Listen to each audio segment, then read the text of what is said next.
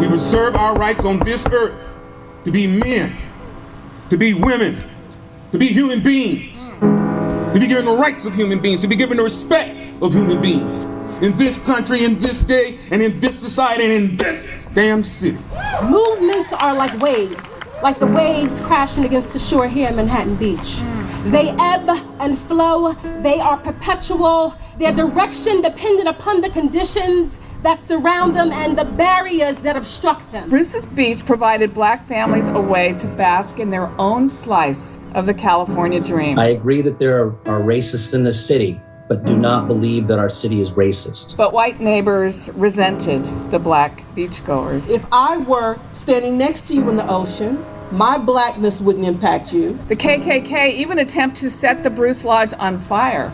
I do not support an apology. Manhattan Beach officials declared eminent domain. To steal that land. The City Council and our citizenry of 2021 did nothing wrong to the Bruces. My ancestors, they speak through me as I chant justice for Bruce's Beach. And we intend to bring it into existence by every means necessary. Now is the time for reckoning. Reparative justice is what we seek. Apologize, make amends, pay restitution to the Bruce family. This is a KFI special presentation. This sand is my sand. The stolen legacy of Bruce's Beach. With KFI News reporter Corbin Carson. The year is 1912. Woodrow Wilson is elected president. Arizona and New Mexico become states. W.C. Handy published this song, Memphis Blues, helping to spread blues music to dance halls around the country. And Willa Bruce bought oceanfront property along the Strand in Manhattan Beach for $1,225. African Americans and white folks were coming to Los Angeles and the region for the same things. They were looking for warm weather, for new life opportunities, and they were looking to invest in real estate. Historian Allison Rose Jefferson wrote the book, Living the California Dream, African American Leisure Sites During the Jim Crow Era. She says Black people were also looking for something else. To escape the racist, anti-Black restrictions and discrimination that they faced in many of the places that they had lived before they got here. Charles and Willa Bruce moved to California from New Mexico. Bought a house downtown. Charles worked on the train. And then Willa had the idea that she wanted to open this resort in Manhattan Beach. The area had a lot of open land and few roads. People were still getting used to the car, and the horse and buggy was still a thing. They were in their late 40s when they were establishing themselves in California. Okay. And they eventually bought a second parcel of land there at the beachfront. By the early 1920s, they had a large structure that had a few changing rooms. It had a few places for people to spend the night. It had a dining and dance area. So she sees this business opportunity, a place for Black folk to have to go to the beach. Where else along the California coastline could you go to the beach if you were Black? In California, we had civil rights laws on the beach, which said that in any kind of public place, you could go. Right. The problem was that sometimes those laws weren't enforced and people would attempt to discriminate against African Americans. So the places that African Americans wound up going where there was safety in numbers would have been there in Manhattan Beach and then also in Santa Monica. Because Santa Monica African Americans in Santa Monica had been able to establish a community there, which had begun with the founding of the town in the 1880s. I'm talking with historian Allison Rose Jefferson about Bruce's Beach, which was property in Manhattan Beach taken from a Black family 100 years ago. Landowners that were nearby where the Bruces established their resort roped off the beach the first day that they were open in 1912 to keep Black people from using the beach. This was one of the city founders, George Peck. He had hired policemen along with some of his other cronies there to patrol the beach to keep the Black people from being able to go into the water right in front of where the Bruces owned their property. The resort did flourish. But by the early 1920s, there were a few white folks that really got hostile in terms of wanting to get African Americans out of Manhattan Beach because they thought that they were a detriment to the town's development. So during that time period, you get a proposal from a local white realtor to take the land of the Bruces and the other African-American families that had built cottages there. The success of the Bruce's Beach Resort spawned a small black community, which caused the real estate developer to approach the city council about taking the land through eminent domain to build a park that wouldn't actually be built for decades. The council initially was a little hesitant to get involved with this, even though they might be sympathetic because they didn't want to appear as bigots. And Right. they say that in the city council meeting. Really? Yes. He presented it in 22 and it wasn't passed until 24. And so in that time period, the Ku Klux Klan started harassing the African Americans there. And the city started harassing the African Americans with ordinances that said you couldn't change clothes in your car, posting parking signs that said you could only park for an hour. Some people's tires got slashed. There was a mattress that was lit on fire underneath one of their buildings. And also there were cross burnings. Now, so there have been several city meetings in the present day that have happened while the history was researched by the Manhattan Beach Bruce Beach Task Force. But one of the things I wanted to ask you about from a historical perspective is that there was this idea that some of the things you mentioned involving the Klan, potentially Jim Crow, that these things couldn't be proven historically. And that as someone who researched this, how would you respond to people that say that that can't be proven? What are the facts? Okay, the facts are that white supremacy sabotage pushed Black people out of Manhattan Beach in the 1920s. All right. And today, how many Black people live in Manhattan Beach?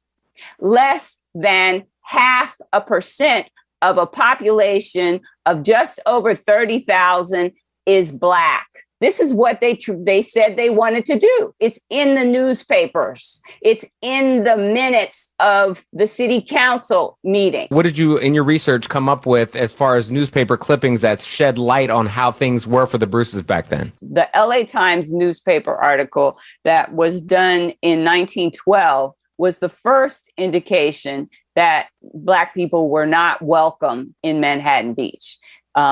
There were ads about meetings that the Ku Klux Klan was going to have in the neighborhood. Just normal, like, hey, come on down to a mixer. Yes. Right. And it wasn't just there in the South Bay. They were all over the region. Sure. All over. We have photographs of the ones in Inglewood with people on horses and standing around with their white hoods and white costumes on. So the eminent domain happens. There's lawsuits and litigation that goes on for years. What is the outcome? What do the families get? The settlement wasn't finally accomplished until 1929. And each of the families got funds for their land. And some would argue that they were compensated justly. But, you know, what does that mean? It's all relative in terms of how you are valuing the property then versus now, and what usage you would have gotten out of it had you been able to hold it for a few more years. So you buy something if you buy something as an investment for, say, I don't know, $1,000, you're putting your $1,000 aside, hoping that turns into 2, 3, 5,000 one day. And they're like, well, here's 900 and that's just. Yes, Okay. exactly. Go ahead. And so with that, the Bruces had the largest investment there. And so they were, you know, trying to get the investment for their business as well as the land value. And some of the other families bought other places in Manhattan Beach, but they weren't people with businesses.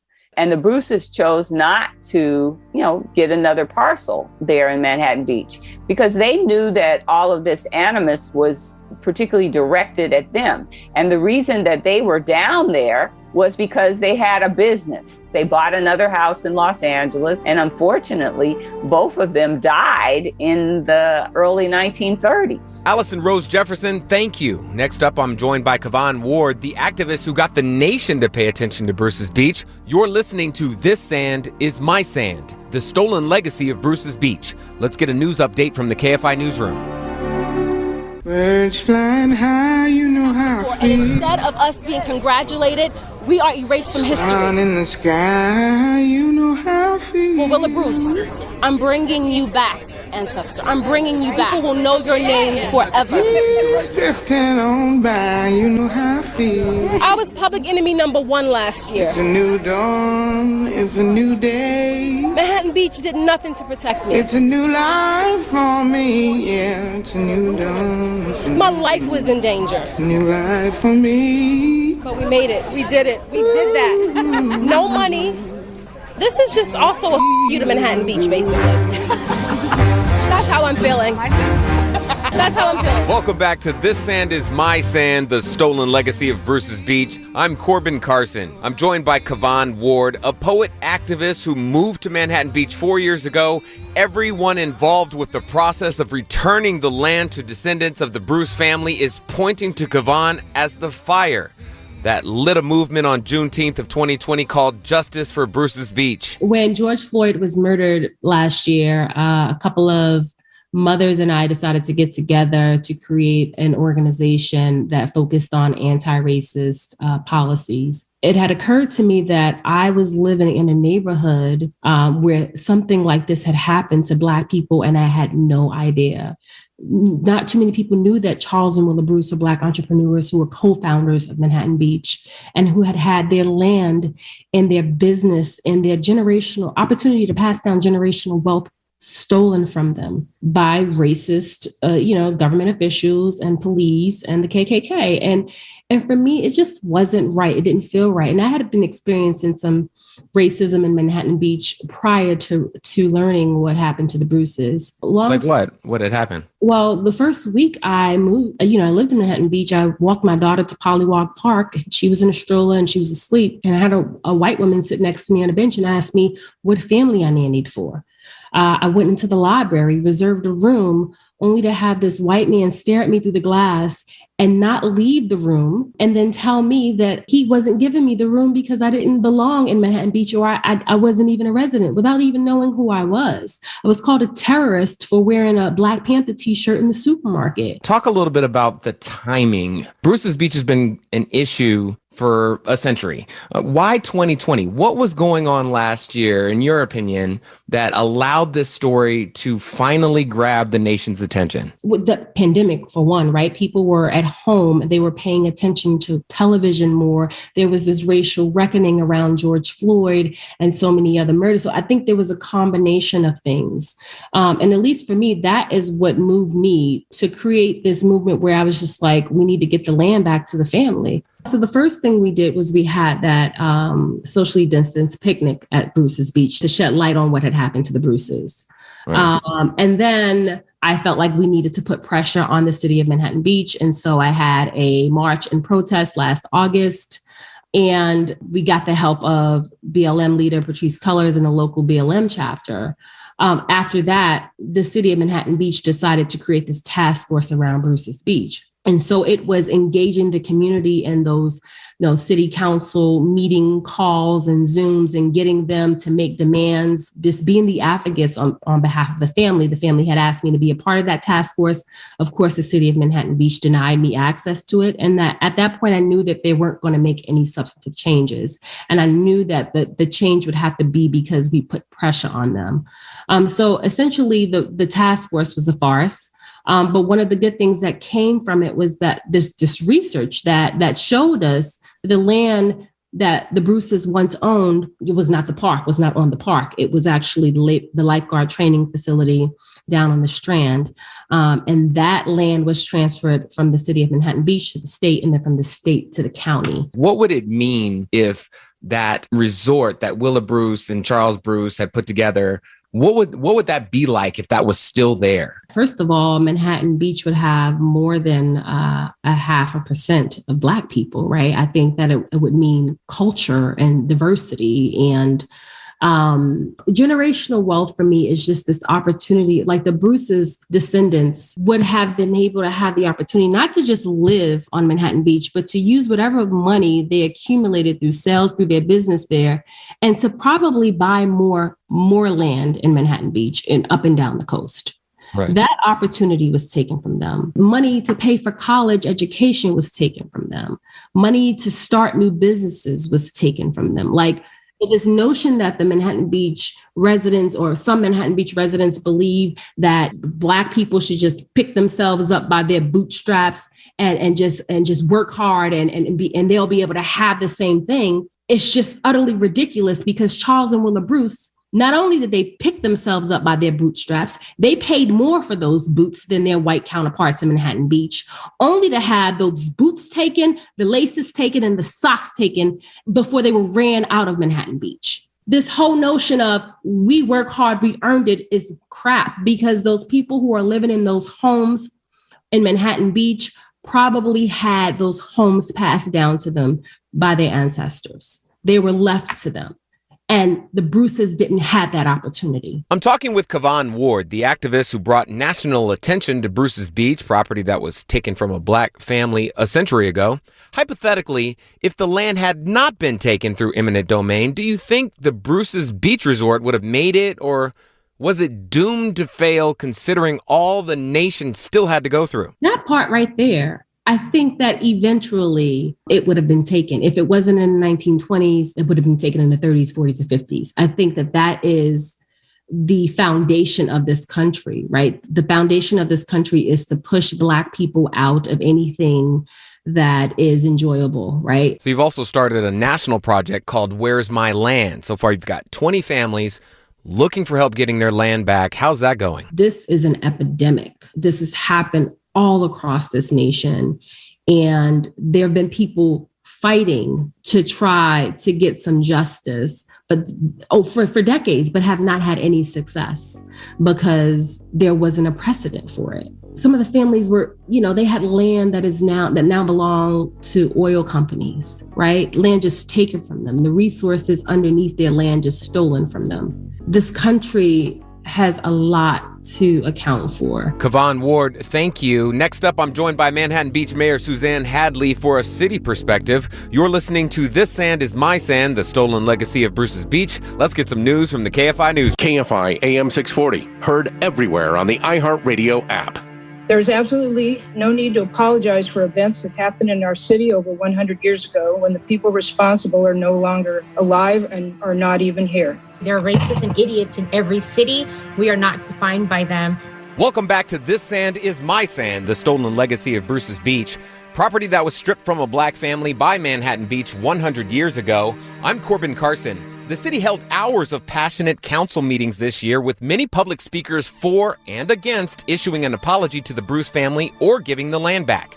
Here are just some of the public speakers who were against and is not intended to be a representation of the city. The city council is constituted today, and our citizenry of 2021 did nothing wrong to the Bruces. I support an acknowledgement, not an apology, of a despicable act by Manhattan Beach of 100 years ago. This whole Bruce's Beach madness is bringing inner city troublemakers here. We want the right kind of people here in Manhattan Beach. There's racism everywhere. Are there racists here? Yes, there are. But is Manhattan Beach racist? It's not. I live here. My family lives here. My friends and acquaintances live here. We are not racist. I cannot support the overall apology. I do not support the Bruce's Beach Task Force or any of its related proposals, including reparations, restitution, an apology, a plaque, an art piece, a permanent committee, and most importantly, a rewriting of history.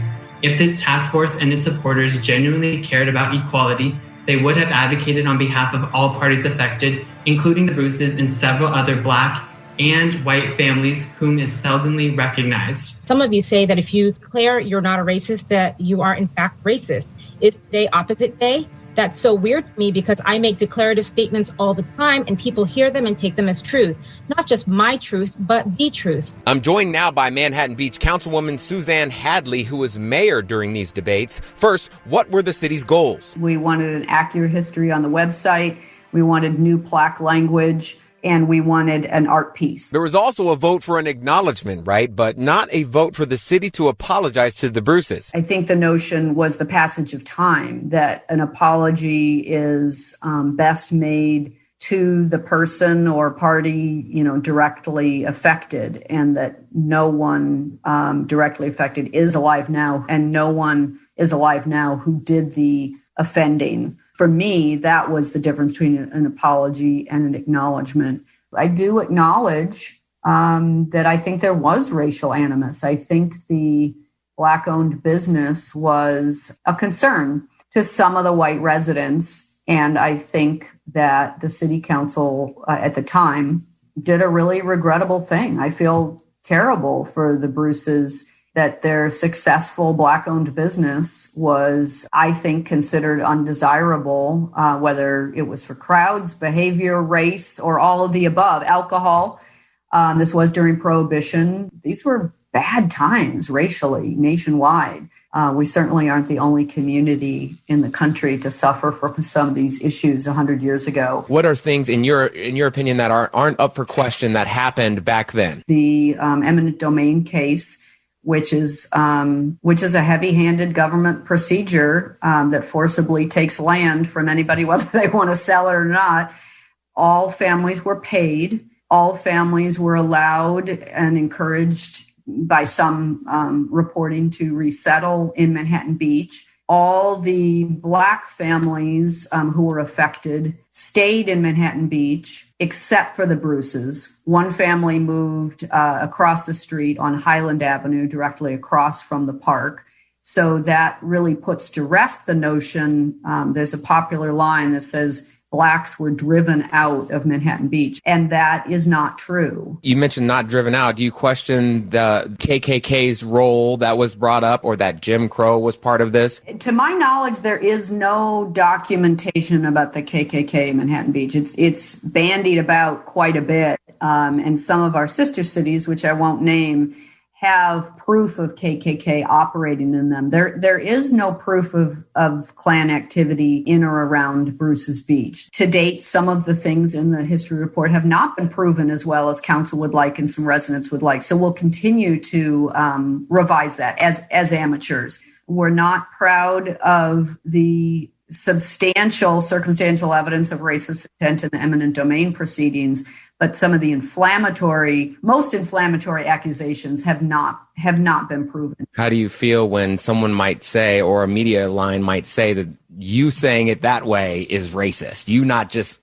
capitulating as a city and giving everything back and questioning the KKK involvement back then and so forth, what we've talked about. How do you feel when you see your position being labeled as racist?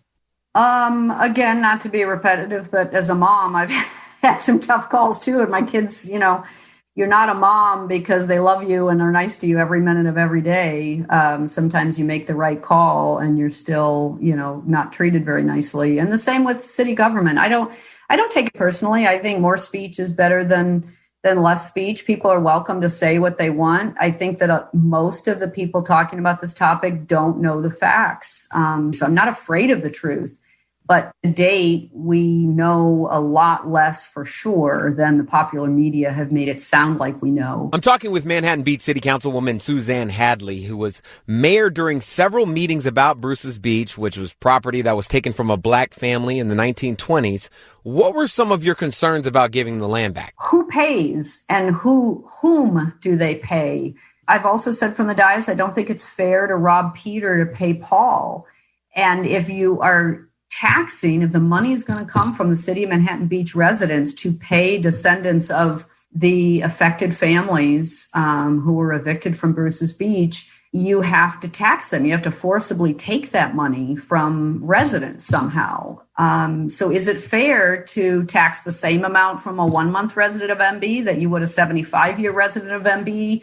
Do you tax renters as well as property owners? How much? Is there a payment plan? This land, of course, now belongs to LA County, but needed state approval to be returned to the descendants of the Bruce family. There is wide speculation that the legislation from the state assembly and the state senate is not constitutional, because there are legal covenants that run with the land saying that the land must remain in the public domain for a public purpose, and that to give it back to private individuals, to give it to anybody, would be what's called an illegal gift of public funds. Any final thoughts on government's role or responsibility when it comes to certain historical injustices? All a government can do is be just in its own time, just as in fair. Manhattan Beach is just now, and it is fair, and it is welcoming, and it is inclusive, and we are not racist. And we have learned from this. We have acknowledged it. We have pledged to move forward, never repeating those mistakes. But no amount of looking back, no amount of reparations, no amount of money changing hands can change the past. Those decisions will be difficult and will just compound old mistakes with new mistakes, exacting taxes from people who did no wrong and paying them to people who were not directly impacted themselves 100 years ago. If King Solomon can't do it, our little city council can't do it. And I would submit that the California state legislature can't do it fairly as well. It's much better to, acknowledge, repent, and move forward, vowing to sin no more. Councilwoman Suzanne Hadley, thank you. I'm joined next by Manhattan Beach Mayor Mitch Ward and a member of the Bruce's Beach Task Force, both who have a much different view. You're listening to This Sand is My Sand, the stolen legacy of Bruce's Beach. Let's get a news update from the KFI Newsroom. KFI AM 640, heard everywhere on the iHeartRadio app. Former Manhattan Beach Mayor Mitch Ward, the first black elected official in the city of Manhattan Beach. Only. And only, to this day, the only.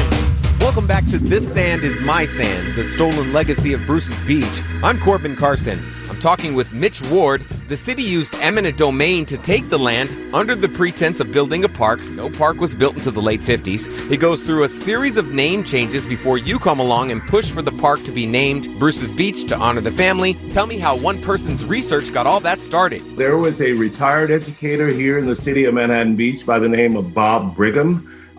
He was the individual who wrote the thesis on Bruce's Beach when he was attending his graduate. Right, in the 50s, right? Yeah, in Fresno State. And he would share with me information about Bruce's Beach. And one of the stories that just stuck with me is that when Bob was a child, he said that he would ride the bus past that park, which was very barren and nothing but weeds, he said, that had overgrown the area. And he would ask his mom, why is that area of Manhattan Beach not developed or not anyone living there? And his mother would say, shh, putting her finger to her lips and saying, no, that's not something we talk about. What made it finally stick and grab national attention, do you think? Unfortunately, it was the death of George Floyd. And people started to see how blatant disregard certain people in our nation have for black and brown people. I assume right after this was brought up, during this passion that's felt across the country, it was easy after that. And everybody was like, sure, let's just go ahead and change the name, issue an apology, give the land back. Is that kind of how things played out? No, actually, it was quite opposite. There was hostility from people that I had no idea held such hostilities here in the city towards people of color. People that were friends of mine or people that I considered to be friends had such diverse opinion about what was right and what was wrong for black and brown people, how they would like to cover up things about what has occurred to black and brown people in the state of California and the city of Manhattan Beach and Los Angeles County as a whole. It was a very difficult thing that people did not want to confront. And we're still in the middle of that. They're having difficulty accepting some of the recommendations that were laid out by the Bruce's Beach Task Force. We had members from that task force resigning in protest because members of the city council were refusing to accept the facts of Jim Crow. Allison Hales was on that task force. She moved to Manhattan Beach 4 years ago, heard about the history of Willa and Charles Bruce, and discovered not only was she the only black person in the neighborhood, but Bruce's Beach was right outside her window. We were charged with creating an accurate history report, separated into 3 categories: the history report committee, the forum, which was to figure out ways in which we'd bring the community to discuss different topics. And then the last one was the apology resolution, which was pointless from the start because they wasn't even planning on delivering an apology. The task force submitted a 75-page report with research citing several sources, such as news outlets with headlines that read, "Dynamite, bullets, arson, a burning cross," and a 6-week investigation into 7 Manhattan Beach homeowners, including the police chief at the time. Another where the Manhattan Beach News praises the efforts of a councilman who had, quote, made it his particular aim to force the black homeowners out. And a flyer from a book on racial zoning found by the task force, which brightly reads, "Look at these homes now, an entire block ruined by Negro invasion. Save your home, vote for segregation." The story has never changed. It's always been the same. So for us to then spend another 4 months in discussing recommendations that were never going to be even considered was a complete farce. Tell me about the argument over the language on the Bruce's Beach plaque, which overlooks Bruce's Beach. So right now, you've got George Peck, who's, is founder of Manhattan Beach. The way in which it's written right now, he's basically on a pedestal saying that he gave this land to the Bruces, and which was not the case. They actually bought it from an estate agent. And George Peck, quite frankly, and his family, him and his son were the ones who put up the signs that the black people weren't welcome, no trespassing signs. You're saying because it paints the Pecks as being this... Yeah, heroes. Yeah, and they weren't. His name shouldn't even be on the plaque. Right. Bruce's Lodge has nothing to do with George Peck. What was this like for you going through this? Traumatic. That's the only word I have for it. I think I was naive going into it. I think I went into it with such high hopes, and we were gonna, at least try and correct some wrongs and to do the right by the Bruces. Okay. And so that was my intention. I thought that was actually, quite frankly, the council's intentions. And what was shocking to me and disappointing, and why you're hearing the frustration in me, is that I couldn't have been more disappointed or more shocked. It was a complete sham. And again, 18 months later, nothing has been done. Back to Mitch Ward. Why do you think your city has to reckon with this? We have no choice. If we do not reckon with the ugliness that occurred at the very beginning of our city's foundation, the city of Manhattan Beach was founded in 1912. Willa and Charles Bruce were members of the first 600 or so individuals that were here in the city doing the incorporation. It's a debt that we owe to the Bruce's family.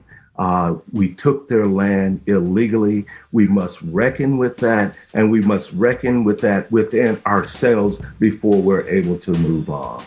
And we should be able to restore some of that wealth back to them so they can start again, start anew. That's what America is all about, starting fresh, a newness of equality and fairness for Black and brown people. Mitch Ward and Allison Hales, thank you. Next hour, we hear about a 2-year investigation into stolen land across the country.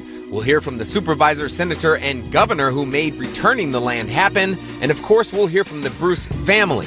You're listening to This Sand is My Sand, the stolen legacy of Bruce's Beach. Let's get a news update from the KFI Newsroom. Ain't gonna let nobody turn me around.